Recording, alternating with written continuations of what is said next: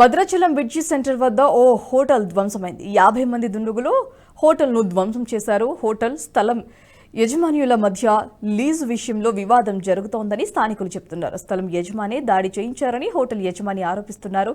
ధ్వంసమైన hotel ముందు సిబ్బంది ధర్నా చేస్తున్నారు. తమకు న్యాయం చేయాలని డిమాండ్ చేస్తున్నారు. విషయం తెలుసుకున్న పోలీసులు కేసు నమోదు చేసుకుని దర్యాప్తు చేస్తున్నారు. గత 5 సంవత్సరాలుగా నేను రమణశ్రీ రెస్టారెంట్ చల్లగుళ్ళ నాగేశ్వర గారి వాళ్ళ స్థలాన్ని లీజుకు తీసుకొని నడపడం జరుగుతుంది.